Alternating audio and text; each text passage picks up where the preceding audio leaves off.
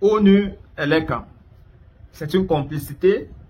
C'est pourquoi on avait nommé Philémon Yan à l'ONU, ou alors c'est la démocratie.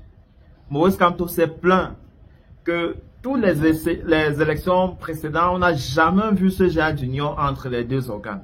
Qu'est-ce qui peut véritablement expliquer que les gars viennent ensemble en ce moment? Mais une chose est certaine, c'est que Maurice Kamto sonne la cloche d'annonce avant la présidentielle d'octobre prochain, pour que nul n'en ignore, surtout pas ces gens qui aiment raconter, qui cherchent la paix. Voici le moment où il faut œuvrer pour la paix, où il faut éclaircir pourquoi l'ONU va venir signer un accord de principe avec l'organe en charge des élections au Cameroun, quelques mois à l'élection présidentielle.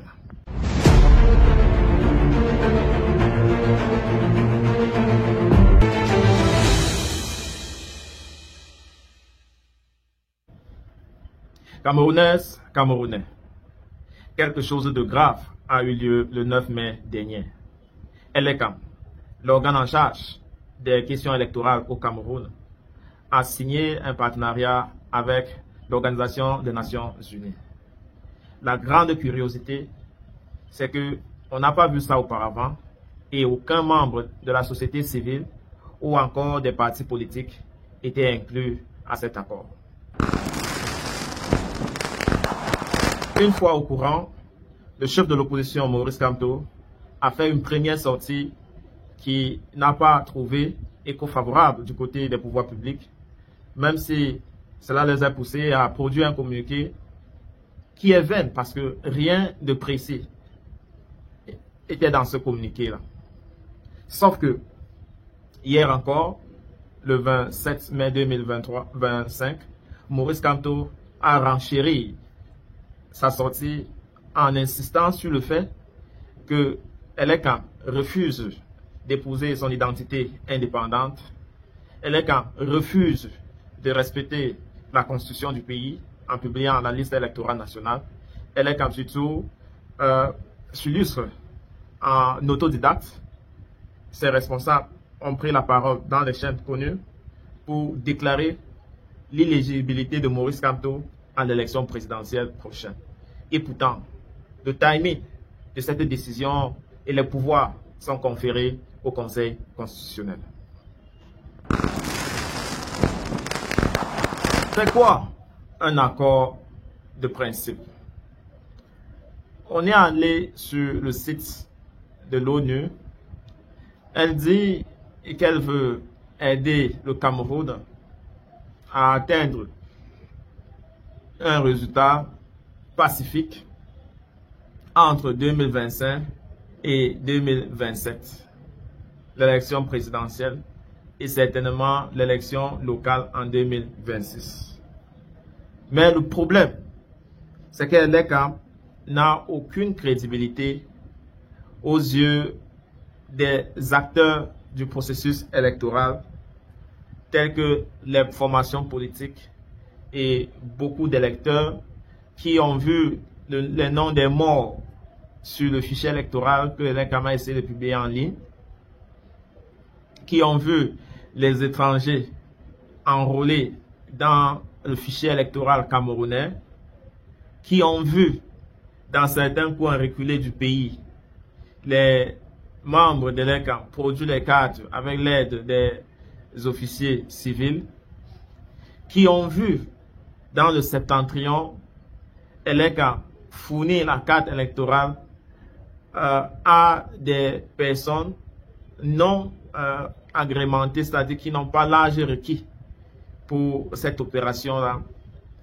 sur l'influence des élites locaux. C'est autant d'observations qui a augmenté la méfiance des Camerounais. Et c'est depuis plusieurs années que les Camerounais crient à la fraude électorale, à la non-partialité de l'ELECAM et surtout avec sa complicité avec le régime en place. Inscrit sur les listes électorales avant la fin de la journée. Ce qui m'a motivé à venir voter aujourd'hui, c'est parce que ça fait 2 ans que j'ai la licence et pas de travail. Les gens me posent que qu'est-ce que tu as fait pour améliorer la situation de ton pays. La première étape, c'est d'abord pour m'inscrire, essayer de choisir quelqu'un qui peut-être demain ou après-demain va changer notre situation. Yves Djomachua est arrivé aux environs de 8 h du matin. C'est finalement à 14 h qu'il réussira à s'inscrire. La fermeture, c'est samedi. Il faut qu'avant samedi, que tous les Camerounais puissent s'inscrire. Donc, je conseille à tous ceux-ci de supporter. Même jusqu'à 20 h, ils vont s'inscrire. Bousculade également dans les antennes Télécam à Douala 5e, précisément à Bonamoussadi, lieu-dit Carrefour Santa Barbara. Ici, certains sont contraints de rebrousser chemin. Le quota d'inscription de la journée est atteint, selon les agents inscripteurs Télécam. Je suis arrivée là, vous voyez toute la longue file qui est là. Je n'ai pas pu m'inscrire. Je suis venue à l'heure de la pause, mais s'il faut attendre jusqu'à 16 h, comme on m'a communiqué là-bas, ça handicape le travail que j'irai faire après. Donc je préfère revenir très tôt le matin. Dolvan a reçu le ticket numéro 475. Elle doit encore patienter plusieurs heures avant de s'inscrire. C'est pas facile, c'est le manque de temps qui nous pousse à venir à la dernière minute pour pouvoir nous inscrire. Sinon, cela aurait pu être géré différemment.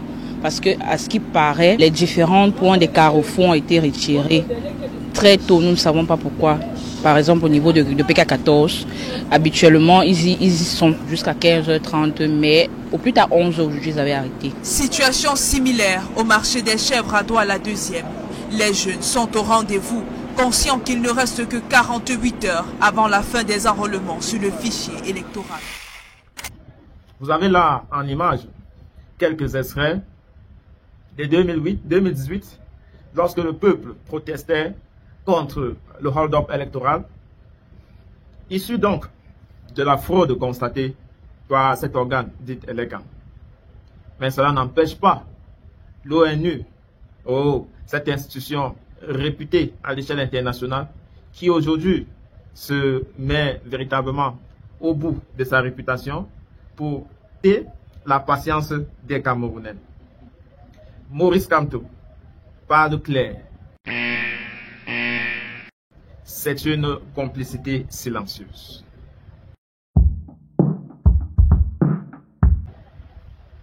En ce qui concerne les déclarations de Maurice Kamto, on a cette déclaration du 28 mai 2025.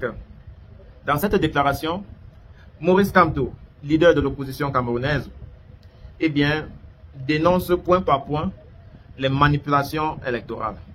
Entre autres, Elecam refuse de publier la liste électorale nationale. De deux, des milliers de électeurs sont supprimés arbitrairement des fichiers électoraux. 3, des milliers des électeurs sont... Les élections législatives ont été reportées à 2026 pour empêcher le MSC de gagner les sièges. Dans l'article 15, alinéa 4 de la Constitution camerounaise, ce n'est plus de la stratégie politique, c'est une violation de la Constitution. Pour Kamto, il faut que ça soit clair. Le gouvernement, le pouvoir en place au Cameroun est en train de tronquer les élections à la base.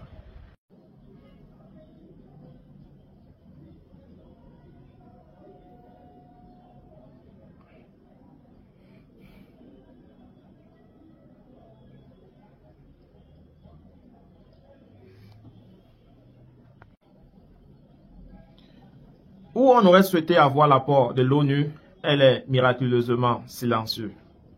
Des assassinats politiques jamais élucidés, des militants torturés, électrocutés, des parties intimes, coups de couteau, tirs à bout portant, des prisonniers politiques morts en détention,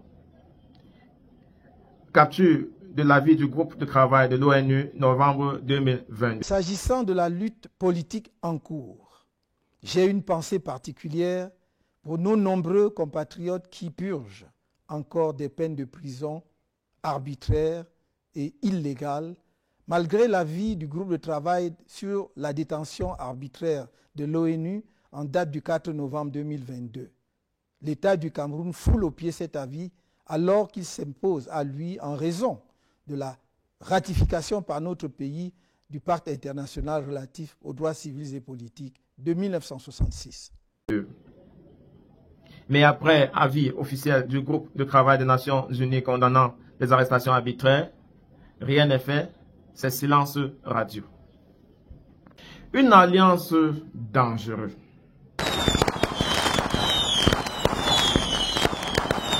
Alors que fait réellement l'ONU au Cameroun? Pour Maurice Kamto, ce n'est pas une assistance technique, c'est une protection politique pour un régime aux abois.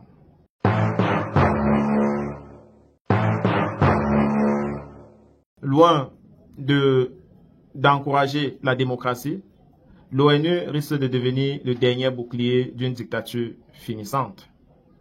Le MS, le pacte et la force du changement lancent un appel clair à l'ONU. Publiez l'accord avec Elekam ou dissociez-vous publiquement du régime de Yaoundé. Car rester silencieux, c'est choisir un camp. Et ce ne sera pas celui du peuple. Le Cameroun ne demande pas la charité internationale. Il demande la vérité et la justice électorale. Peut être un tournant ou un effondrement définitif. Les Camerounais ont trop attendu, trop souffert, trop espéré. L'histoire retiendra ce que l'ONU aurait fait ou ce qu'elle aurait laissé faire. Alors, que choisirait-elle? Le droit des peuples ou le confort des dictateurs? Le monde regarde. Et nous aussi. Restez à l'écran. Aimez, commentez, partagez, abonnez-vous et à très vite.